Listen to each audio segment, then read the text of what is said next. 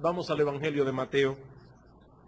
Evangelio de Mateo capítulo 6, para continuar con nuestra serie de sermones consecutivos en el Sermón del Monte.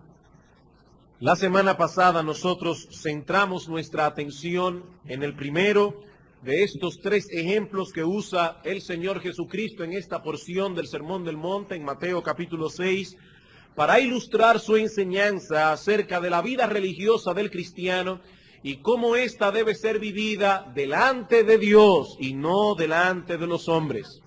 Como vimos hace unas semanas atrás, no basta, hermanos y amigos, no basta con estar en el lugar correcto, en el momento correcto, haciendo y diciendo lo que es correcto. Eso no basta, eso no es suficiente. Cristo nos enseña en este pasaje que debemos vigilar atentamente nuestras motivaciones. ¿Por qué estamos aquí? ¿Por qué estamos haciendo lo que estamos haciendo? Ya vimos cómo se ilustra, cómo se aplica esa enseñanza en el contexto del cristiano haciendo misericordia. Mateo capítulo 6, versículos 2 al 4, que estudiamos la semana pasada. En la mañana de hoy, nosotros comenzaremos a ver cómo se aplica esa enseñanza en nuestra vida de oración. Mateo capítulo 6, versículos 5 al 8.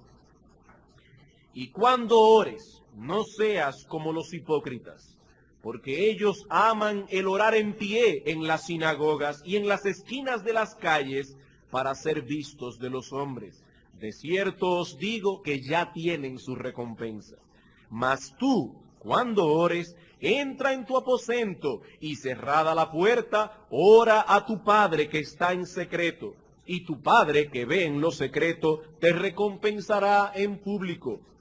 Y orando, no uséis vanas repeticiones como los gentiles, es decir, como los paganos, que piensan que por su palabrería serán oídos. No os hagáis, pues, semejantes a ellos, porque vuestro Padre sabe de qué cosa tenéis necesidad antes de que vosotros le pidáis. Al igual que en el ejemplo anterior, el Señor abre su enseñanza con una presuposición. La semana pasada nosotros vimos que Cristo presupone que sus hijos harán misericordia. Dice en el versículo 2, cuando pues des limosna, no lo hagas como lo hacen los hipócritas. Ahora el Señor presupone que sus discípulos orarán. Dice en el versículo 5, y cuando ores, no seas como los hipócritas. En otras palabras, el Señor está diciendo, si eres un creyente, orarás. Y cuando lo hagas, ten presente estas advertencias, ten presente estas instrucciones y enseñanzas. El orar es a la vida cristiana como el respirar a la vida física. Así como nadie puede vivir sin respirar, así tampoco un creyente puede vivir sin orar. De hecho, nosotros podemos decir, amparados en la enseñanza de la palabra de Dios, que un hombre sin oración es un hombre sin Dios. En el Salmo 14 el salmista describe a los impíos como aquellos que no invocan el nombre de Dios. Así como un niño respira desde el momento en que nace, así también el cristiano ora. Sin embargo, y esta es la enseñanza a la cual nosotros queremos llamar vuestra atención, no todo el que ora es cristiano. No se puede ser cristiano sin orar. Pero no podemos decir a la inversa que todo el que ora es cristiano. El Señor nos enseña en este pasaje que también los hipócritas y los paganos oran. Y más aún, hermanos, el Señor nos dice que los cristianos verdaderos pueden caer en la trampa de orar como ellos oran, de orar como oran los hipócritas y de orar como oran los paganos. Y cuando ores, dice Cristo, no seas como los hipócritas, ni uséis vanas repeticiones como lo hacen los gentiles, como lo hacen los paganos. Hermanos, un verdadero creyente, un cristiano nacido de nuevo, regenerado por el poder del Espíritu Santo, puede en un momento dado orar como un hipócrita y puede en un momento dado orar como un pagano. Esa es la advertencia que el Señor Jesucristo nos da en esta porción del Sermón del Monte. Y yo quisiera que por un momento nos detengamos a pensar en esto. No existe una actividad más noble, ni más piadosa que orar. De hecho, alguien decía que nunca es mayor el hombre que cuando se halla en comunión y en contacto con Dios. Nunca es mayor el hombre que cuando se halla en su cámara secreta de oración. No obstante, aún en el ejercicio de ese deber tan noble y piadoso, el creyente puede ser atrapado por la corrupción y el pecado que habita en él.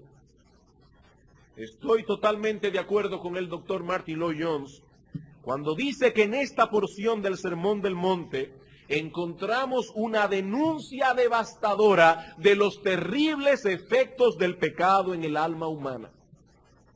¿Qué es lo que estamos viendo en este pasaje? Hermanos, estamos contemplando, estamos escuchando una denuncia devastadora que surgió de los labios de nuestro Señor Jesucristo acerca del terrible efecto que el pecado ha obrado en el alma humana. El pecado es tan terrible que nos persigue hasta las puertas mismas del cielo. Eso es lo que el Señor está diciendo. Muchas veces cuando pensamos en el pecado y cuando pensamos en los efectos del pecado, pensamos en términos de hechos vergonzosos y desagradables. Vemos a un hombre tendido en el pavimento, completamente borracho, fuera de sí, y pensamos que ese es un cuadro vívido de los efectos del pecado en el mundo. Pero hermanos y amigos, si queremos tener una idea más exacta de lo que el pecado es, no debemos mirar a un borracho tendido en el pavimento. No debemos mirar hacia un prostíbulo, debemos mirar hacia otro lugar. Debemos mirar hacia un creyente sincero, de rodillas delante de Dios, tratando de presentarse delante del trono de la gracia y aún en ese lugar experimentando el asedio de su propio yo, experimentando el asedio de su propia corrupción. Créanme, esa es una imagen más vívida y más terrible de los efectos del pecado en el alma humana. De hecho, una imagen más fidedigna de lo que es el pecado. Ese hombre ha venido a adorar a Dios y si se descuida terminará adorándose a sí mismo por el pecado que habita en él. Él entró en la cámara secreta de oración para adorar a Dios.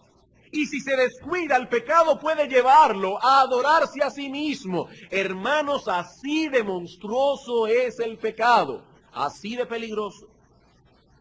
El Señor Jesucristo nos está advirtiendo en este pasaje que al venir delante de la presencia de Dios, debemos cuidarnos de la hipocresía.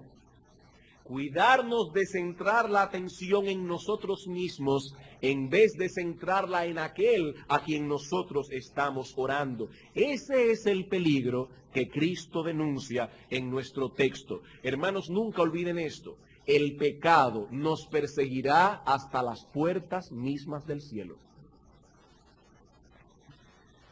Hermano, no te sorprendas por las luchas que experimentas en tu vida de oración. No te sorprendas. El pecado aún mora en nosotros y continuamente nos empuja lejos de Dios. ¿Qué dice el apóstol Pablo en Romanos capítulo 7, versículo 21? Así que, queriendo yo hacer el bien, hallo esta ley, que el mal está en mí. Dice el apóstol Pablo, precisamente en el momento en que yo me dispongo a hacer el bien, cuando yo he determinado hacer un deber piadoso, en ese momento es que yo descubro, más que en ningún otro momento, que el mal está en mí. Hermanos, todo deber que nos acerque a Dios encontrará resistencia en nuestro interior. Y como ningún otro deber nos acerca más a Dios que el deber de la oración, ninguno encontrará más resistencia que ese. Ahora bien, el creyente no solo encontrará resistencia durante su tiempo de oración, sino también que comenzará a sentir o a experimentar una fuerte resistencia aún antes de dedicarse a ese deber piadoso.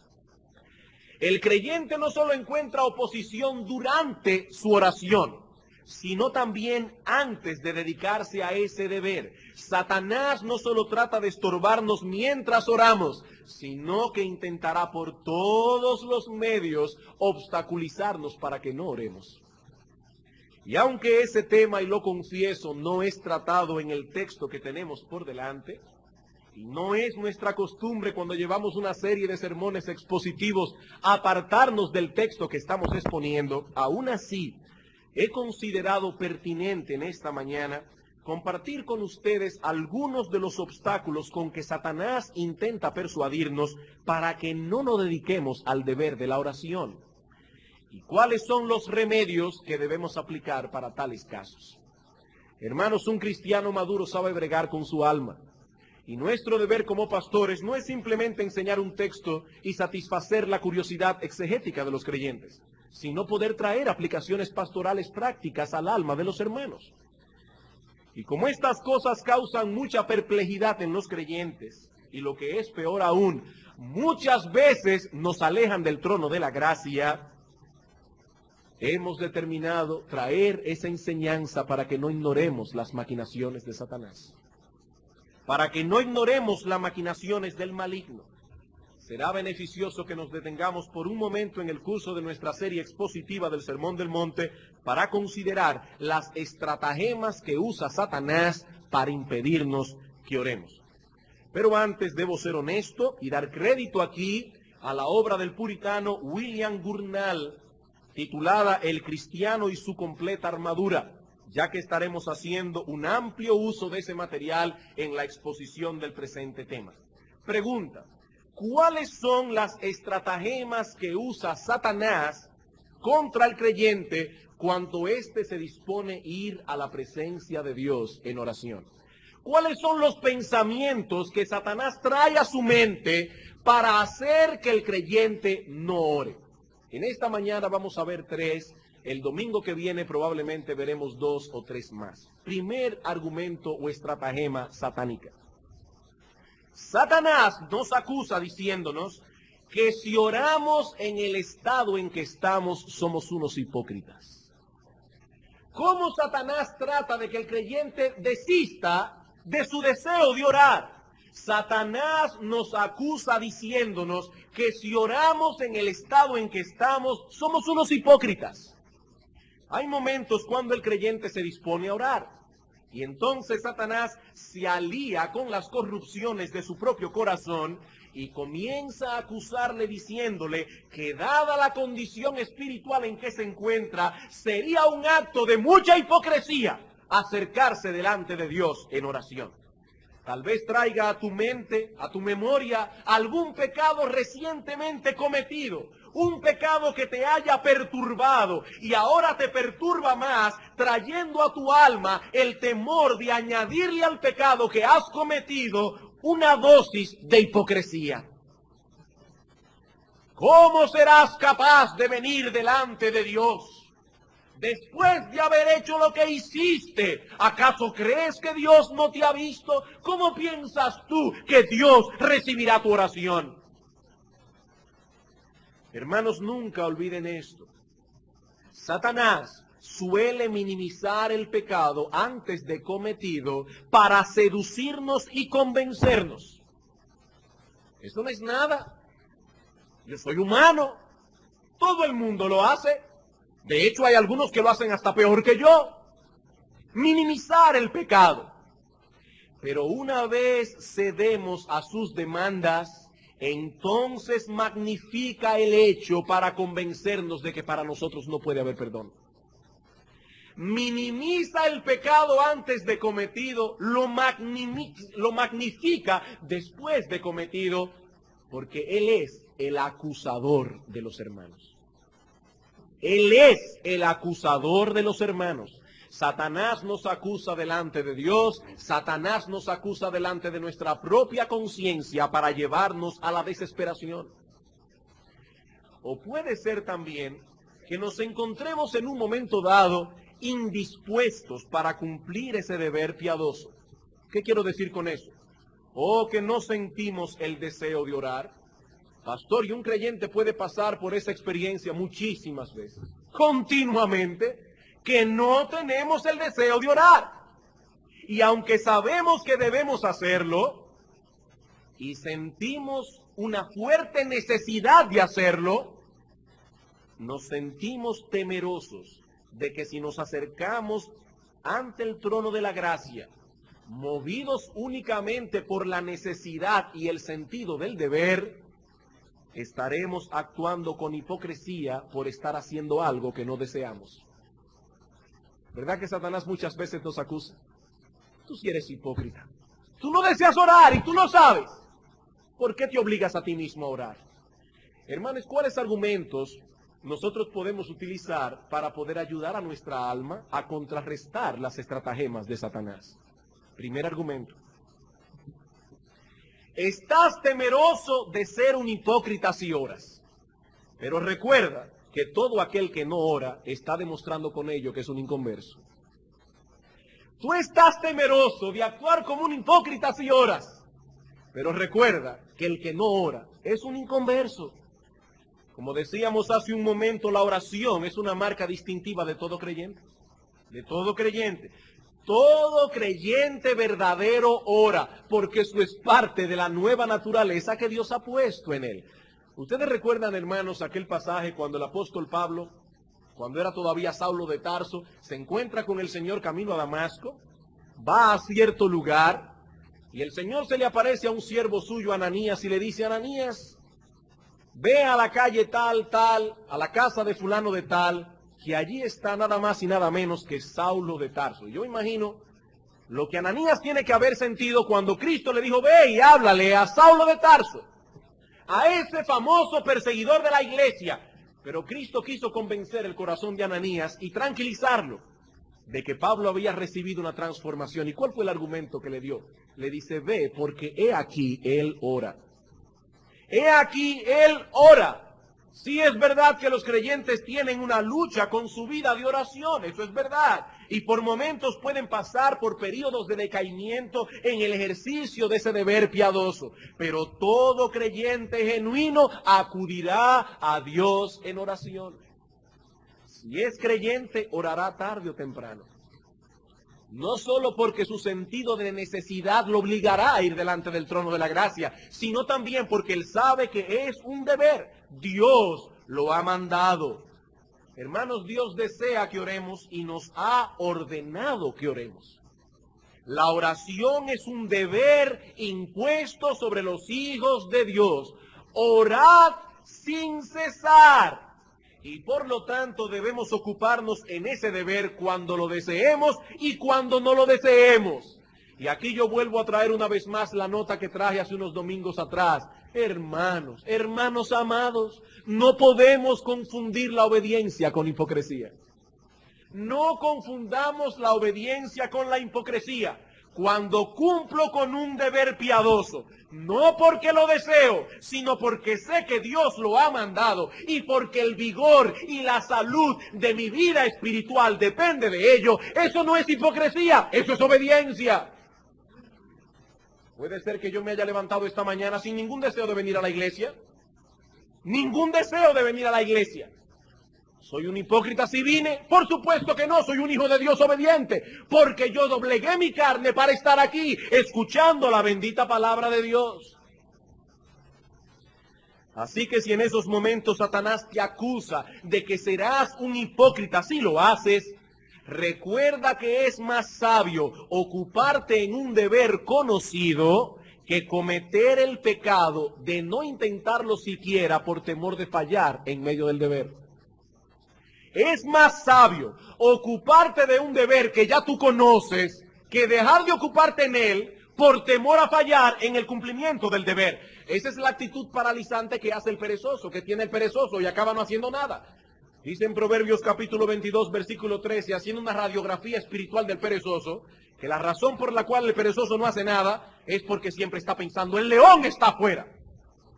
El león está a la puerta, seré muerto en la calle. El perezoso sabe que debe salir a trabajar, pero por miedo a encontrarse con un león, decide quedarse en la casa sin hacer absolutamente nada. ¿Qué hace entonces el perezoso espiritual? Tiene temor de caer en hipocresía durante la oración y en vez de atacar el temor, en vez de luchar con el león, deja de orar. Dice William Gurnall al respecto: vas a quedarte atrapado en un pecado conocido, es decir, en la falta de oración, porque tienes el temor de encontrarte con un león cuando salgas por el camino de la obediencia para cumplir un deber que es indispensable. Pero no solamente debes recordar esto, sino que también debes usar este remedio. Hermano, el hecho de que tengas temor de ser un hipócrita es un buen argumento para probar tu sinceridad. El hecho de que tú le tienes temor a caer en hipocresía, ese es un buen argumento para probar tu sinceridad. Nadie está exento, nadie es inmune de caer en el pecado de la hipocresía. Nadie, hermanos, excepto el Señor Jesucristo. Yo no puedo decir con una conciencia limpia que yo nunca he sido hipócrita. Yo no puedo decir eso con una conciencia limpia. Nadie está exento, hermanos, de ese pecado, pero créanme, está más seguro el que tiene temor de caer en él. Está más seguro el que le teme. Si sientes temor de ser un hipócrita, te aseguro que Satanás le tiene más miedo a tu sinceridad que a tu hipocresía. Miren, hermanos, cuando Satanás ve a un hipócrita deseando orar, ¿saben lo que él hace? Lo estimula a hacerlo. Cuando Satanás ve que un hipócrita se ha arrodillado delante de Dios para orar hipócritamente delante de Dios, Satanás lo estimula. Y no solo eso, después que ora lo felicita. Eso es lo que hace Satanás. Pero el hombre que le teme a la hipocresía, aunque no es inmune, repito, a ese pecado, al menos está más seguro que el presuntuoso que no le tiene temor. Eso es lo mismo que sucede con aquellos cristianos sinceros, hermanos en Cristo, que por una mala instrucción se atormentan a sí mismos creyendo que han cometido la blasfemia contra el Espíritu Santo. Hay creyentes que pertenecen a iglesias sin una buena instrucción, o ellos mismos no han recibido una buena instrucción por alguna razón, y tienen el temor de haber cometido la blasfemia contra el Espíritu Santo, el pecado imperdonable, y se atormentan a sí mismos pensando, quizás para mí no hay perdón. Pero el mismo hecho de que esto los atormenta es una prueba de que no han cometido ese pecado. Hermanos, el hombre que posee un corazón endurecido no se preocupa por la dureza de corazón. Él tiene un corazón endurecido, él no tiene sensibilidad. Da gracias a Dios que ha puesto en ti ese temor a la hipocresía, pero no permitas que ese temor te paralice. Es Dios quien ha puesto en tu corazón ese temor. ¿Pero para qué? Para que vigilemos nuestras motivaciones, para que no nos conformemos con la ejecución de nuestros deberes piadosos, sino que vayamos más lejos y vigilemos nuestras motivaciones. Pero no fue la intención del Espíritu Santo poner ese temor para paralizarnos.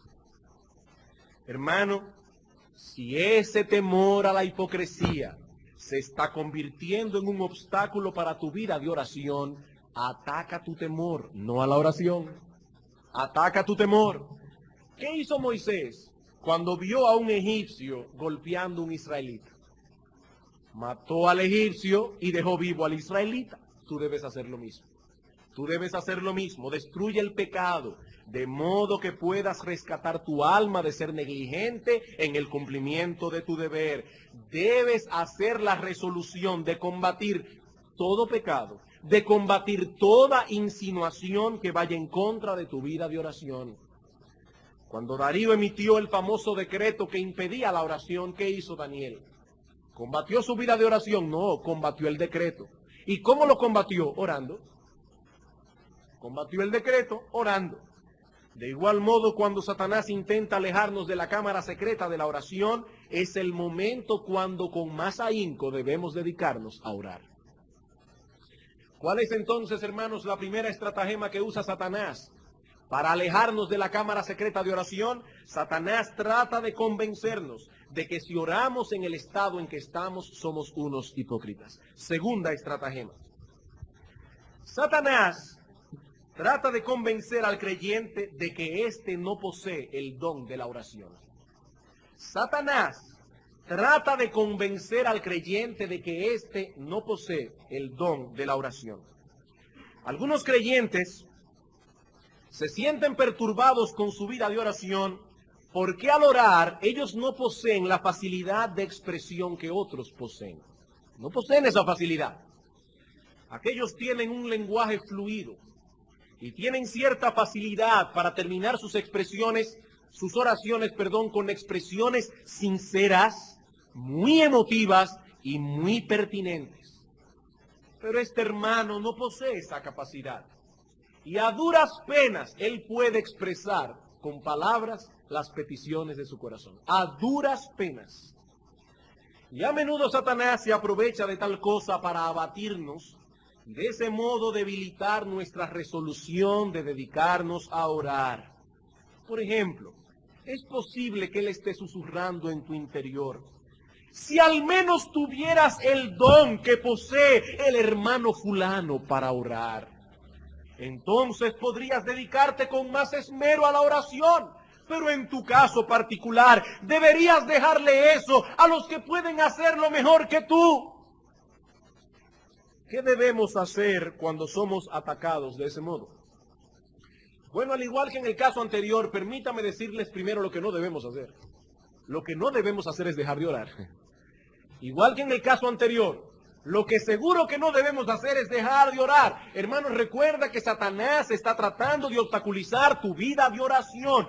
Por tanto, una cosa que no debes hacer es dejarte arrastrar por sus insinuaciones. Eso es lo que seguro no debes hacer. Orar es una necesidad para todo hijo de Dios. Una necesidad. Y también es un deber.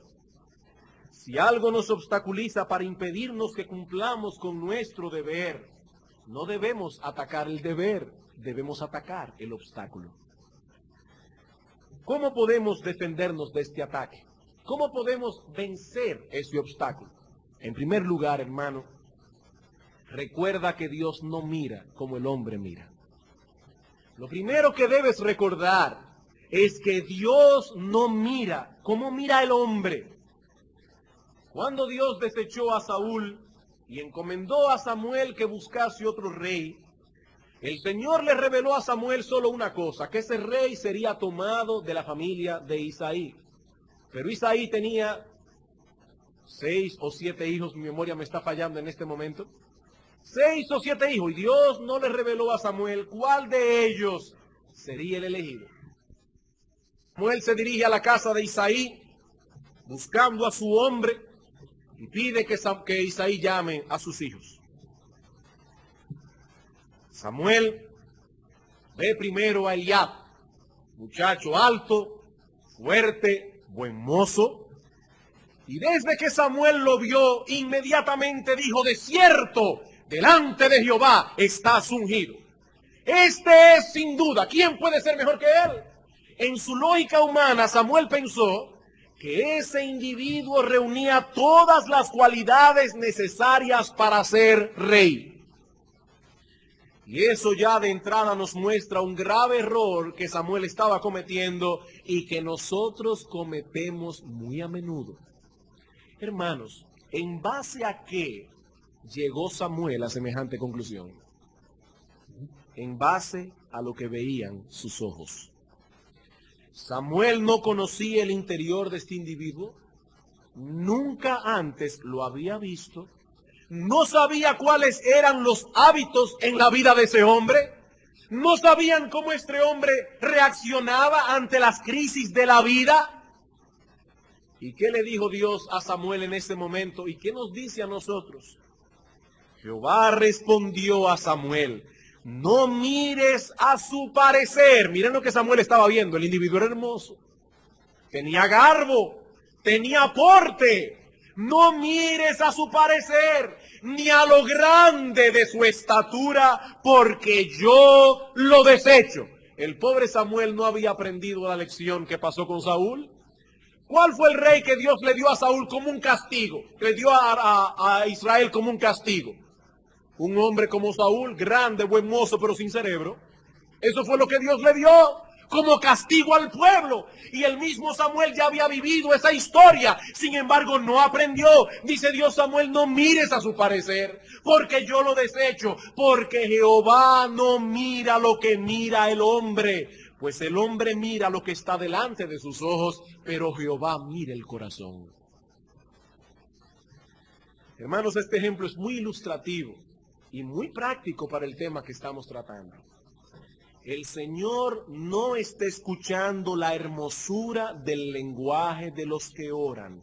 Él está observando la sinceridad del corazón. La sinceridad del corazón.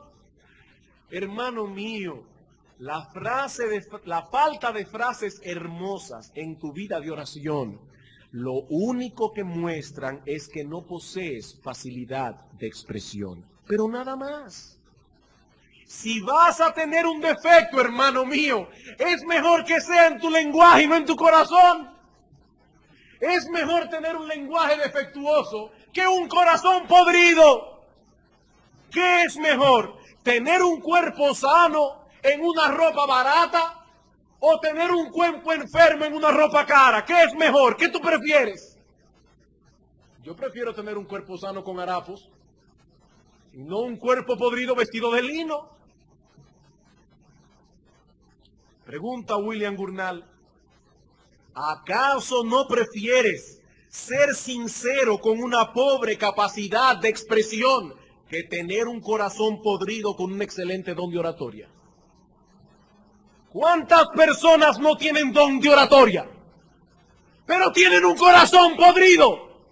¿Y de qué les sirve presentarse delante de Dios con frases hermosas, con oraciones bien fabricadas, inclusive con argumentos bíblicos integrados, si lo que Dios está mirando es el corazón? Oh no, hermanos, créanme, muchos hombres tienen capacidad aún de pararse en un púlpito y hablar muy bien y decir muchas cosas pertinentes, y eso no significa nada. Y probablemente el sacrificio que ese hombre está trayendo delante del trono de Dios en ese día delante de su iglesia apesta en su presencia, mientras los santos están diciendo: wow, qué don. Y eso mismo pasa con la oración. Pero debes saber otra cosa. Debes saber también que Dios no acepta nuestras oraciones por la forma en que nos expresamos, sino por la obra de Cristo. ¿Por qué es que nuestras oraciones suben delante del trono de la gracia? ¿Por la forma en que nos expresamos? No, por la obra de Cristo. Por la obra expiatoria de Cristo. Santiago dice en Santiago capítulo 4, 5:16, perdón, la oración del justo puede mucho. ¿Por qué la oración de ese hombre puede tanto? ¿Por qué es tan eficaz? Porque es la oración de un justo. Procede de un alma que ha sido justificada delante de Dios. Los ojos de Jehová están sobre los justos, dice el salmista en el Salmo 34, y atentos sus oídos al clamor de ellos. Claman los justos y Jehová oye y los libra de todas sus angustias. El Señor oye a los justos. Pero ¿cómo puede un hombre pecador llegar a ser considerado justo delante de Dios? ¿Cómo puede ser eso? A través de la obra redentora de Cristo nuestro Señor. Hermanos, es por medio de Cristo que nuestras oraciones llegan delante del trono de Dios. Y todo creyente, el que habla bien, porque déjeme decir una cosa, tampoco es una falta hablar bien. Porque ahora cualquiera puede oír una oración bien hecha y decir: cuidado si es en hipocresía. No, no, no. Hay gente que en Dios le da el orar bien. Pero tanto el que habla bien cuando ora, como el que no tiene facilidad de expresión, hacen llegar su oración delante del trono de la gracia por medio de Cristo. Los dos. Primera de Pedro, capítulo 2.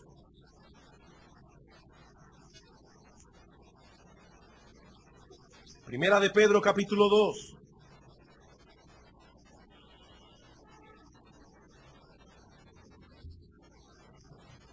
Versículo 4 al 5. Acercándoos a él, piedra viva, desechada ciertamente por los hombres, mas para Dios, escogida y preciosa. Vosotros también, como piedras vivas, sed edificados como casa espiritual y sacerdocio santo. Nosotros somos una casa espiritual, un reino de sacerdotes y gente santa, para ofrecer sacrificios espirituales aceptables a Dios por medio de Jesucristo. Tú viniste esta mañana a la iglesia con sinceridad de corazón. Viniste a adorar a Dios. Viniste a escuchar su palabra. El director de himno dice, vamos a cantar el himno tal. Y tú con sinceridad de corazón abriste tu himnario. Comenzaste a cantar. Y en un momento dado te diste cuenta que tu mente se distrajo. Y vuelves otra vez y dices, Señor, perdóname, estaba cantando con mi boca y mi corazón estaba en otro lado. Y vuelves otra vez y sigues cantando el himno que comenzaste a cantar de adoración a Dios. Hermanos, nuestros sacrificios son imperfectos, pero cuando van subiendo, la sangre de Cristo los purifica. Dice aquí que podemos presentar sacrificios aceptables a Dios únicamente por medio de Cristo.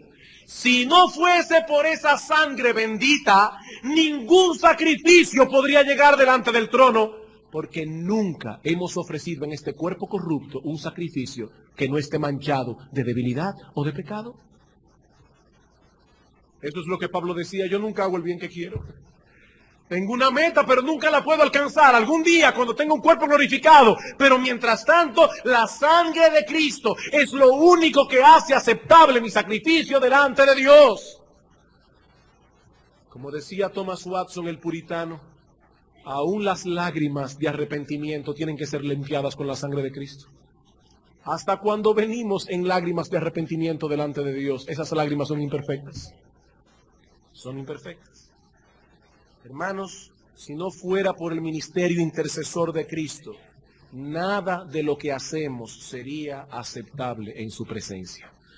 Cuando vayas a orar, que esta verdad te sirva de estímulo. Tú tienes un sacerdote que está intercediendo por ti todo el tiempo. Por medio de él tenemos libertad para entrar en el lugar santísimo cuantas veces querramos, cuantas veces lo necesitemos. Hebreos capítulo 10.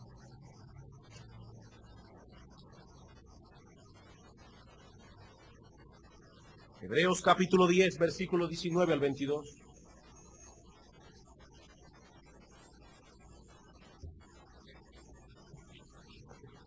Así que, hermanos, teniendo libertad para entrar en el lugar santísimo por la sangre de Jesucristo, por el camino nuevo y vivo que Él nos abrió a través del velo, esto es de su carne, y teniendo un gran sacerdote sobre la casa de Dios, acerquémonos con corazón sincero, en plena certidumbre de fe, purificados los corazones de mala conciencia y lavados los cuerpos con agua pura.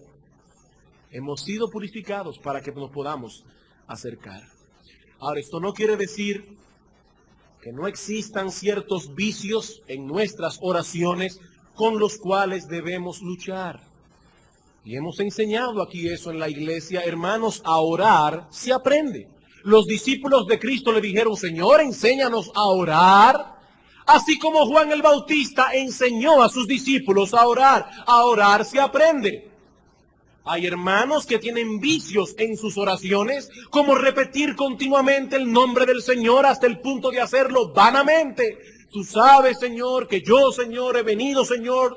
No, hermanos, eso no es correcto. Y debemos luchar con esos vicios de oración. Tampoco quiere decir que no debemos esforzarnos en aprender a usar argumentos bíblicos en nuestras oraciones. No debemos esforzarnos por aprenderlos. Debemos esforzarnos por integrar en nuestro lenguaje de oración el lenguaje de las Escrituras para hablarle a Dios en su propio idioma. Y recientemente estuvimos viendo algunos de estos principios en la clase de escuela dominical que da el pastor Saladín. No, cuando vamos delante del trono de Dios en oración, debemos hacerlo con la conciencia de la solemnidad del deber que será realizado. No debemos atropellar nuestras palabras delante del trono de Dios. Debemos orar ordenadamente y con un propósito definido. Todo eso es verdad. Pero siempre encontraremos limitaciones en nosotros mismos. Siempre encontraremos que hay hermanos de la iglesia, que nos exceden en sus oraciones. Siempre. Hermanos, nuestra capacidad tiene un límite. Pero no olvides que es por medio de Cristo que nuestras oraciones son escuchadas. Por causa de la obra que hizo Cristo en la cruz, el cetro de misericordia está extendido continuamente para nosotros. Cuando un santo se dispone a orar, la sangre de Cristo purifica su oración de imperfecciones. La sangre de Cristo. Y lo que Dios está escuchando en ese momento no es la hermosura de las expresiones usadas, sino la sinceridad de ese corazón. Un corazón que ha sido purificado por la sangre de Cristo. Hermanos, lo que Dios está escuchando es el sentido de necesidad del que ora. Lo que Dios está escuchando es ese asombro que siente ese santo cuando contempla con los ojos de la fe la grandeza y la majestuosidad de Dios. Eso es lo que Dios está oyendo. Y cuando ese santo con una capacidad limitada adora a Dios, Dios no está diciendo, no usó nada más que dos expresiones de adoración, solo usó este salmo y aquel. No, Dios está contemplando el asombro de su corazón. Eso es lo que Dios oye. Dios está viendo que este santo no tiene un lenguaje fluido, pero que su corazón está anonadado contemplando la hermosura de Jehová. Hermanos, recuerda eso continuamente para que el diablo no obstaculice tu vida de oración. Tercer estratagema que usa Satanás.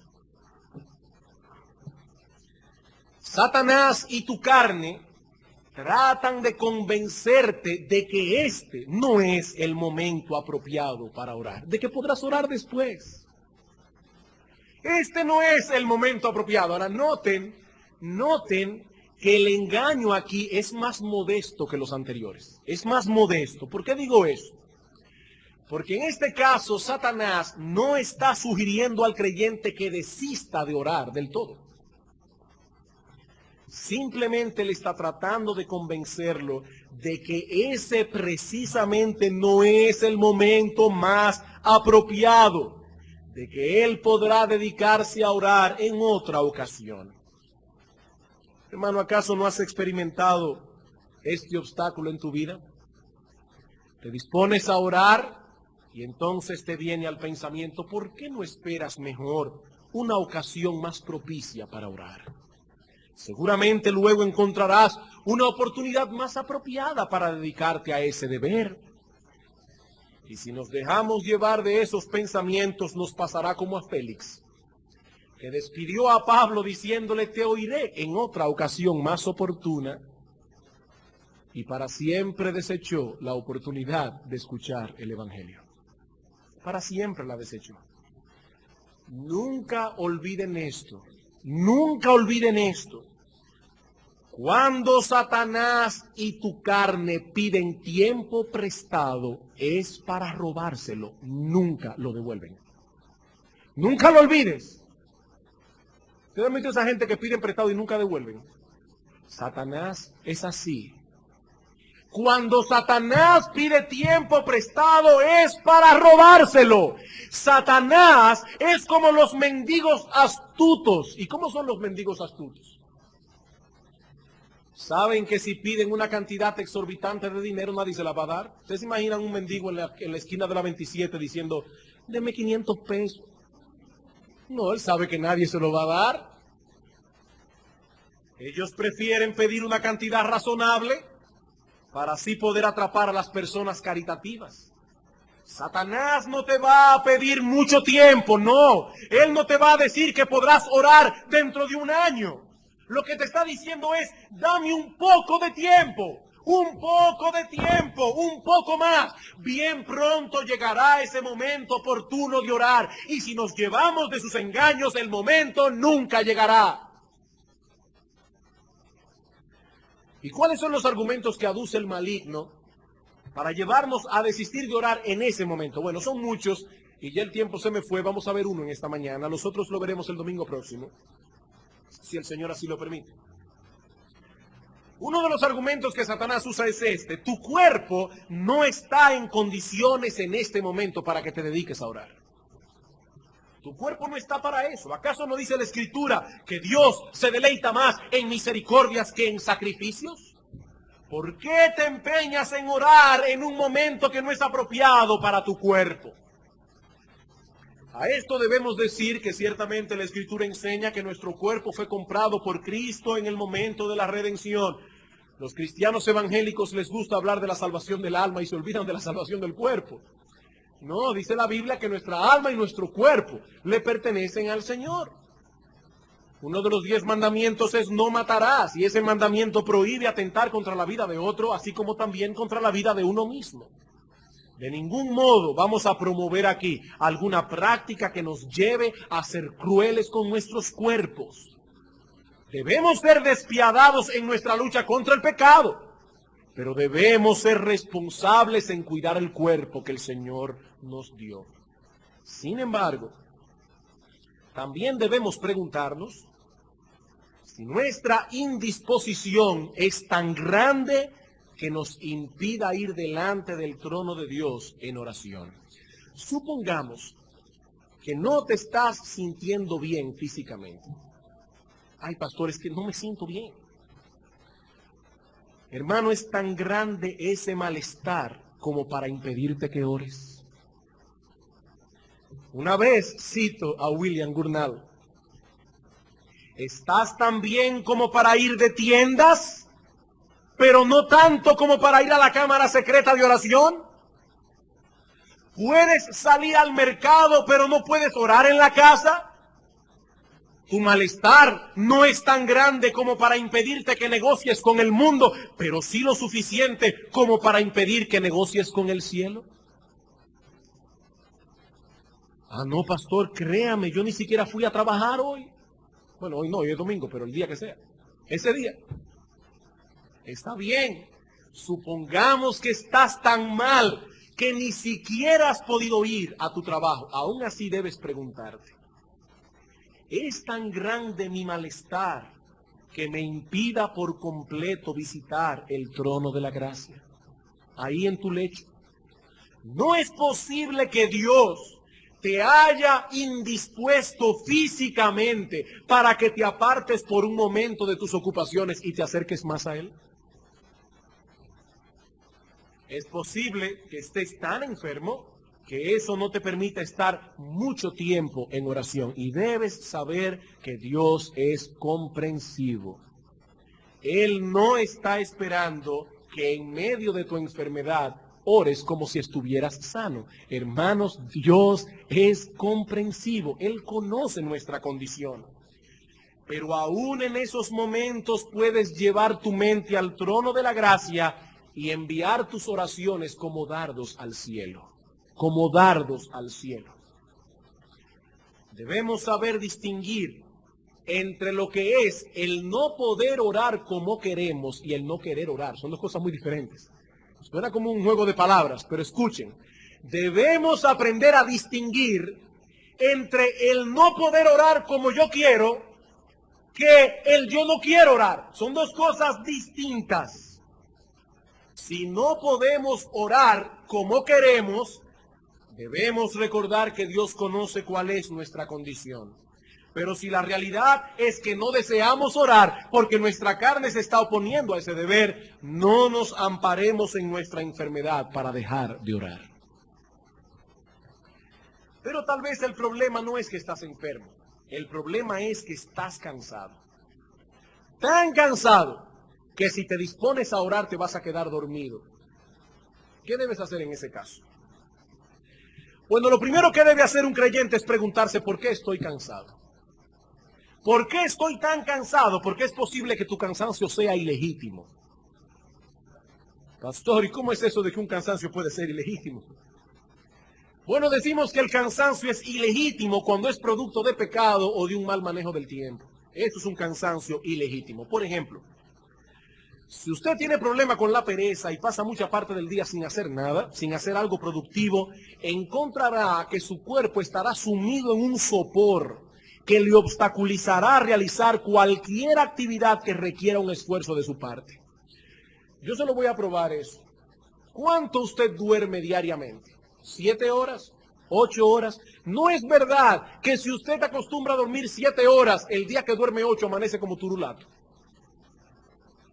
O si duerme 9, amanece como mareado, porque durmió más de lo que necesitaba.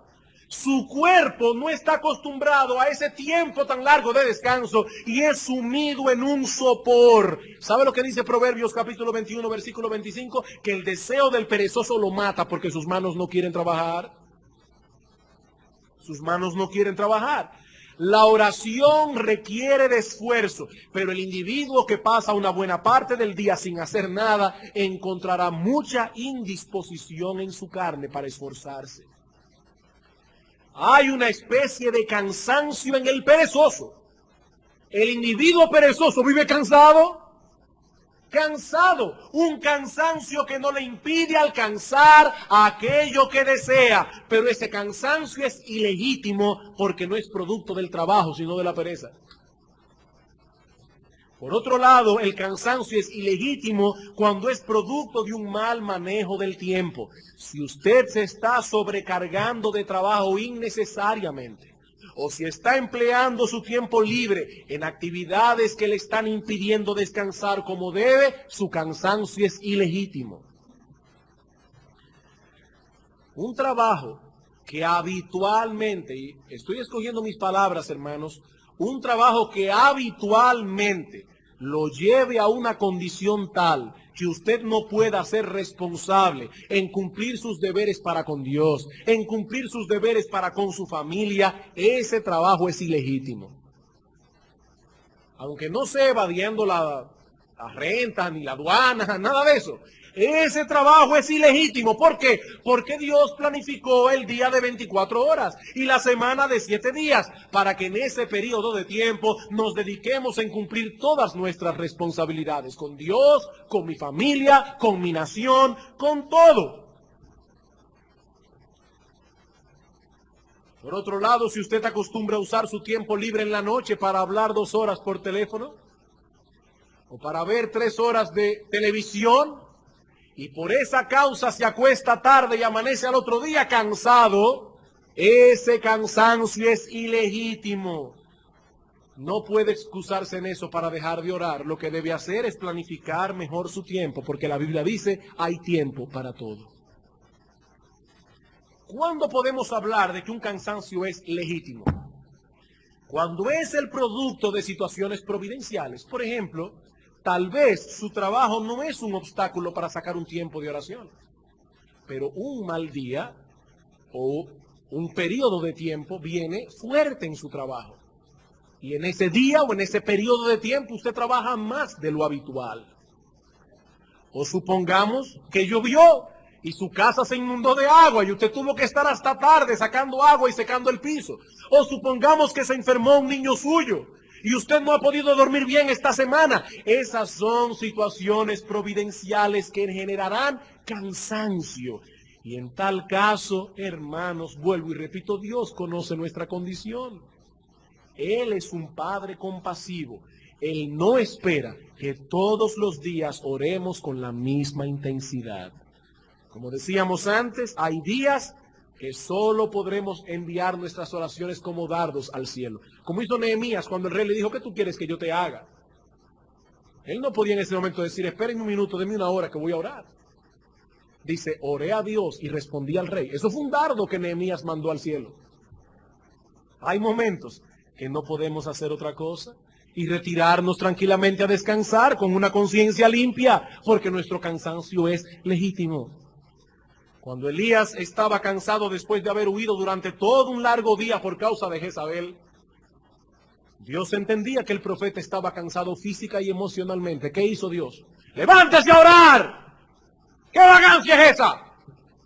No, hermanos, Dios es un Padre compasivo, lo puso a comer y a dormir. ¿Qué hizo Cristo con sus discípulos cuando los vio después de haber llegado de predicar el Evangelio? Le dije, venid y apartémonos a descansar un rato. Hermanos, Dios no es como Faraón, que pedía a los israelitas que hiciesen la misma cantidad de ladrillos sin darle paja. Dios no es como Faraón, Dios conoce nuestra condición.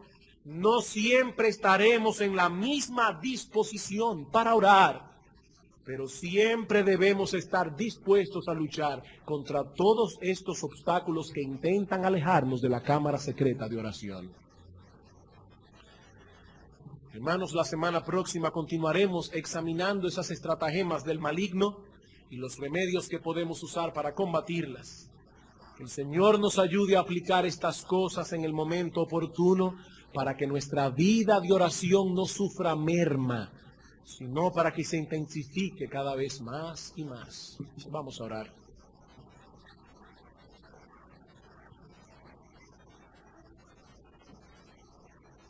Oh Dios nuestro, luego de haber escuchado estas cosas, nosotros bendecimos tu santo y bendito nombre. Oh Dios, gracias por tu palabra, porque ciertamente es viva y es eficaz. ¿Cuántos consejos prácticos nosotros podemos encontrar en este libro sagrado? Por eso entendemos, como decía el salmista, que la ley de Jehová es perfecta y por eso puede restaurar el alma. Restaura nuestras almas, oh Señor, con estas enseñanzas, para que nuestra vida de oración pueda ser cada vez más intensa delante de ti. Todo esto te lo suplicamos en el nombre de nuestro bendito Señor y Salvador Jesucristo. Amén.